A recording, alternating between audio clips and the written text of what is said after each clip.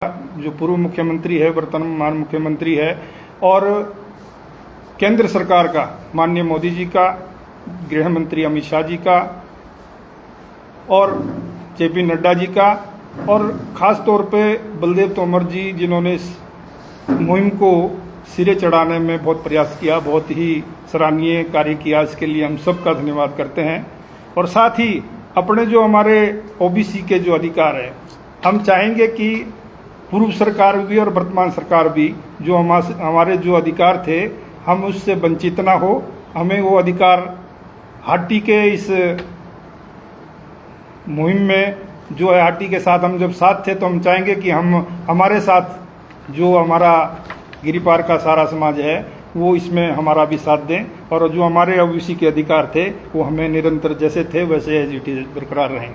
मैं विस्तार से चर्चा के लिए जो हमारे महामंत्री है एम.आर. शर्मा जी, इनको अब ये आपको विस्तार से बताएंगे कि हमारे समिति के क्या मुख्य वो है कि क्या हम लोग क्या चाहते हैं। शर्मा जी। बहुत बहुत धन्यवाद जी। पत्रकार बंधुओं का आज की प्रेस वार्ता में हार्दिक स्वागत, बहुत बहुत अभिनंदन।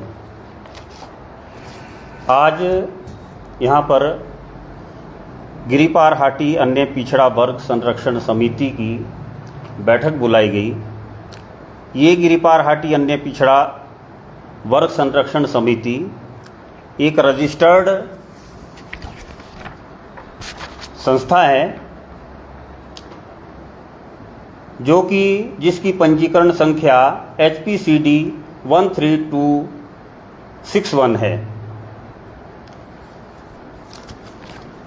ये इसमें पूरे गिरिपार क्षेत्र के हमारे जो ओबीसी में के तहत आते हैं, इसमें भाट या डेटी जितने भी वर्ग है उनका सभी का प्रतिनिधित्व है। आज ये बैठक में सर्वसम्मति से निर्णय लिया गया कि हम लोग सबसे पहले जो ये एक असंभव कार्य था जनजाति का, जो जिसके लिए इतने लंबे समय से 1967 से लेकर संघर्ष चला आ रहा था, आज वो पूरा हुआ है। इसके लिए सबसे पहले मैं अपने ट्रांसगिरी के जो राजपूत समाज है उनको बधाई देता हूँ, क्योंकि वहाँ का जो ओबीसी वर्ग है और अनुसूचित जाति वर्ग है आरक्षण का लाभ ले रहा था, और हमारा एक बहुत बड़ा वर्ग आरक्षण लाभ से वंचित था। और आज हमें बड़ी खुशी है कि उस वंचित वर्ग को भी जनजाति के रूप में आरक्षण का लाभ मिलेगा। इसलिए मैं बहुत बहुत अपने राजपूत समाज को बहुत बहुत बधाई इस बात की देता हूँ। और इस मुहिम को सिरे चढ़ाने के लिए मैं भाजपा नेतृत्व आभारी हूं कि इन्होंने इस असंभव कार्य को राजनीतिक इच्छा शक्ति से पूरा किया। और विशेष तौर पर क्योंकि जो केंद्र सरकार होती है, कोई भी जनता की बात सुनती है वो किसी न किसी अपने प्रतिनिधि के माध्यम से सुनती है। और इस समय जो हमारे प्रतिनिधि है शिलाई क्षेत्र के पूर्व विधायक माननीय बलदेव तोमर जी, उनका बहुत ही सराहनीय योगदान रहा है। यदि उनका साथ और सहयोग नहीं मिलता तो शायद ये कार्य सिरे नहीं चढ़ता।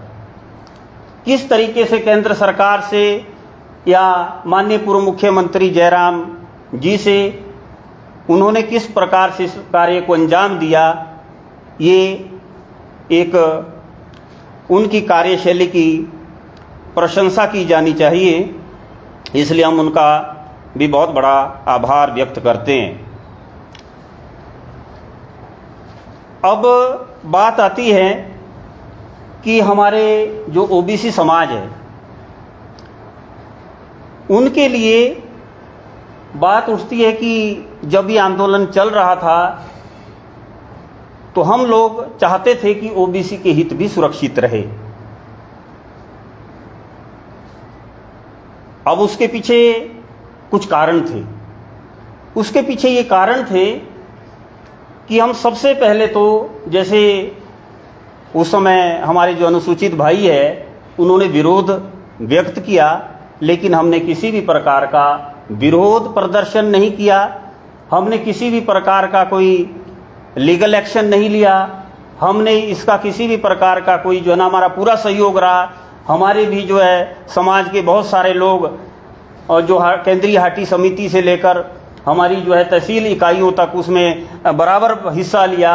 बहुत सारे हमारे उसमें जो साथी है आज भी उसमें कार्यरत है।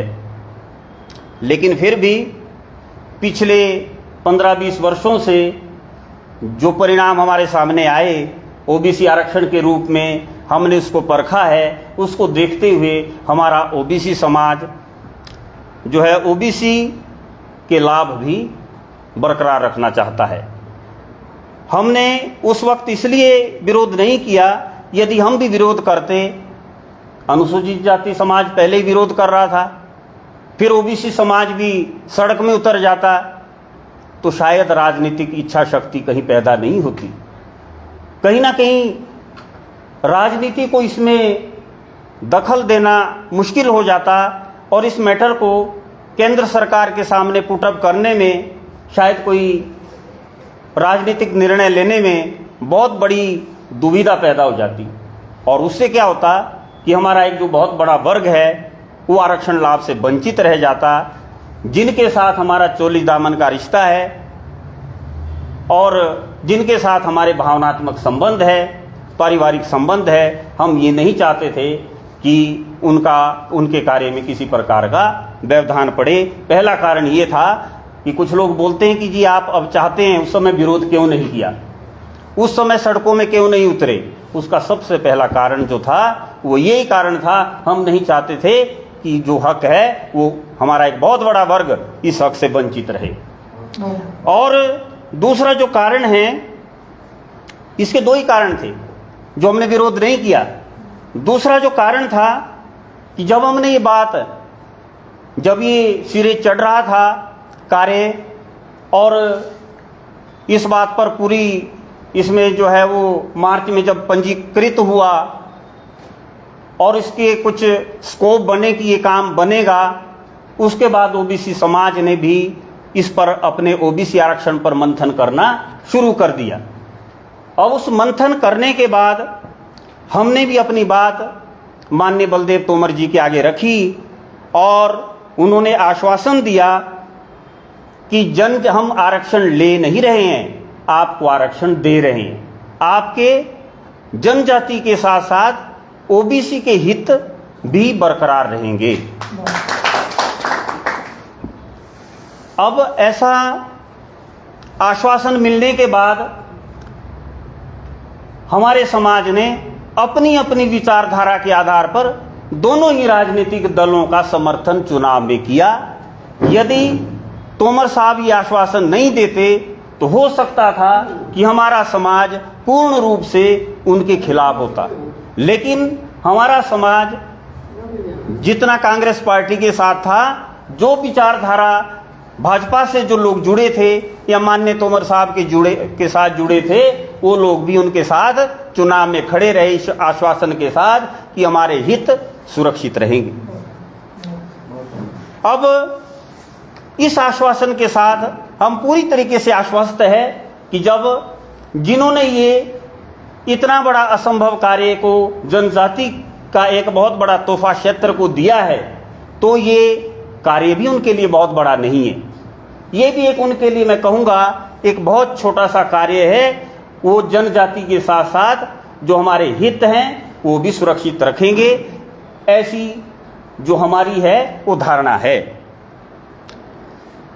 अब कुछ एक हम साथ में जो ये कार्य हुआ है, इसमें बहुत बड़ा जो केंद्रीय हटी समिति है, माननीय अमीचंद जी, जब से उनका कुशल एक नेतृत्व मिला, तो जो भी कोई डॉक्यूमेंट्री किसी फॉर्मेलिटीज़ थी तो उन्होंने बखूबी पूरी की समय के अंदर अंदर, और प्रत्येक चीज उन्होंने सही समय पर जहां वो केंद्र को भेजनी थी या दुरुस्ती करनी थी उन्होंने की। और केंद्रीय हाटी समिति ने इस संदर्भ में बहुत बड़ा कार्य किया है, इसलिए मैं केंद्रीय हाटी समिति को भी जनजाति के लिए बहुत बहुत बधाई देता हूं। अब मान्यवर कुछ एक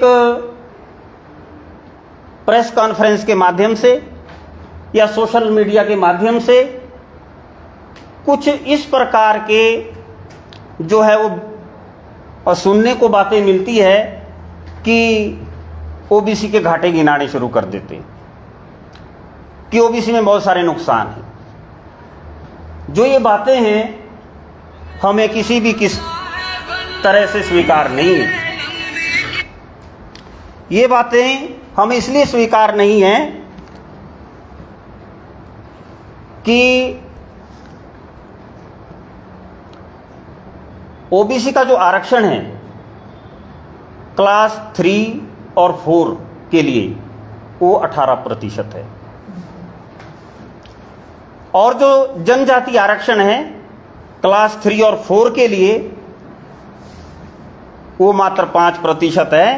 ये जो नोटिफिकेशन है 3 अगस्त 2018, जो अकॉर्डिंग टू नोटिफिकेशन 3 अगस्त 2018 की है, उसके अनुसार 18% आरक्षण क्लास 3 और 4 के लिए मिलता है, 12% आरक्षण प्रथम श्रेणी एवं द्वितीय श्रेणी के लिए मिलता है, और जो जनजाति आरक्षण है वो प्रथम और द्वितीय श्रेणी के लिए 4%, और क्लास 3 के लिए और 4 के लिए मात्र 5%